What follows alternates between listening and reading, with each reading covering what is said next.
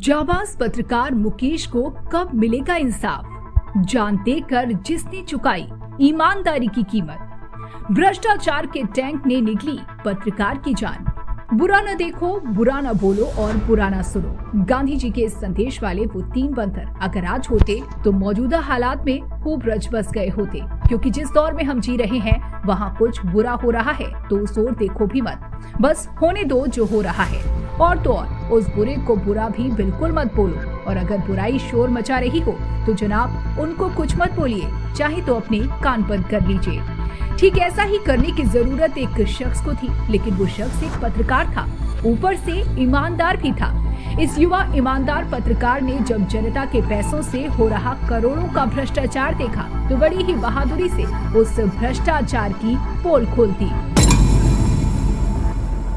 लेकिन इसका उसे इनाम नहीं मिला, बल्कि इसकी आखिरी कीमत उसे अपनी जान से चुकानी पड़ी। 28 साल के पत्रकार मुकेश चंद्राकर का शव शुक्रवार को छत्तीसगढ़ के बीजापुर में एक ठेकेदार की संपत्ति पर बने सेप्टिक टैंक में पाया गया है। इस नृशंस हत्याकांड के सामने आते ही हड़कंप मच गया है। 120 करोड़ के भ्रष्टाचार का किया खुलासा। मुकेश चंद्राकर के लापता होने के कुछ दिन पहले उन्होंने 120 करोड़ की सड़क में भ्रष्टाचार अपनी रिपोर्टिंग के जरिए उजागर किया था। उनकी न्यूज रिपोर्ट में बताया गया था कि गंगालूर और हिरौली के बीच नई बन रही सड़क गड्ढों से भरी है। बताया जाता है कि मुकेश चंद्राकर की इस रिपोर्ट के बेस पर ही जगदलपुर लोक निर्माण विभाग ने ठेकेदार सुरेश चंद्रकार के खिलाफ जांच बैठा दी थी।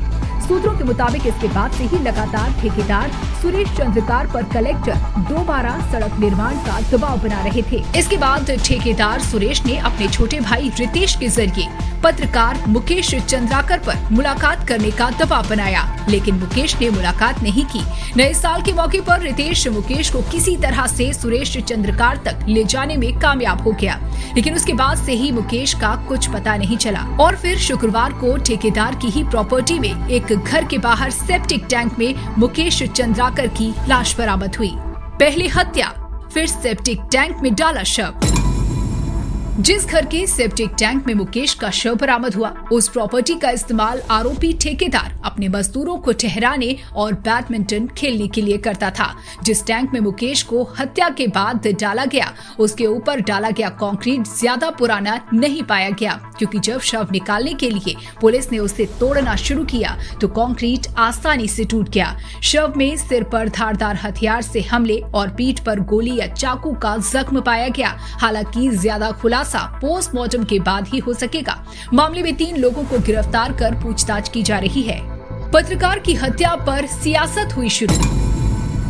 पत्रकार मुकेश की हत्या पर अब सियासत भी तेज हो रही है। कांग्रेस और बीजेपी दोनों ही पार्टी पूरी बेशर्मी के साथ एक दूसरे पर आरोप प्रत्यारोप का खेल खेल रहे हैं। कांग्रेस ने जहां प्रदेश में बीजेपी के जंगल राज का मुद्दा उठाया है, तो वहीं बीजेपी ने ठेकेदार सुरेश चंद्रकार की कांग्रेस नेताओं के साथ वाली फोटो को शेयर कर दिया। राजनीति नहीं, न्याय चाहिए। मुकेश की हत्या से आक्रोशित पत्रकार हत्या पर शुरू हुई राजनीति से नाराज हैं। बस्तर के पत्रकारों का कहना है कि उन्हें मुकेश की हत्या में राजनीति नहीं बल्कि न्याय चाहिए। आरोपियों की गिरफ्तारी जल्द से जल्द होनी चाहिए।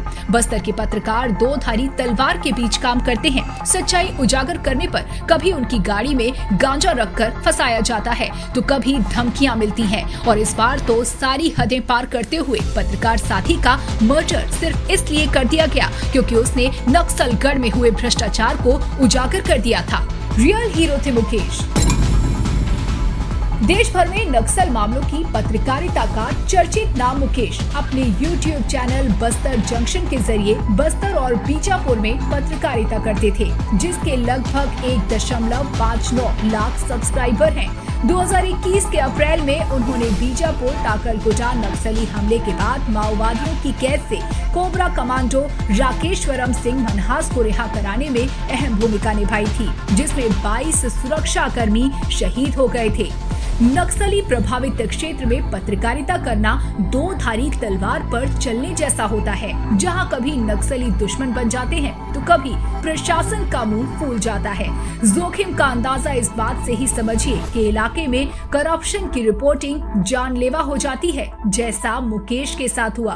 मुकेश एक रियल हीरो थे, वो हीरो जिसने जनता के हित के लिए अपना काम ईमानदारी से करते हुए अपनी जान गंवा दी। अब देखना होगा कि जिस सरकार की छत्र छाया में फल फूल रहे भ्रष्टाचार को उजागर करने में मुकेश ने अपनी जान लुटाई, वो सरकार उसे इंसाफ कब दिला पाती है, ताकि फिर किसी मुकेश को अपनी ईमानदारी के लिए अपनी जान न देनी पड़े।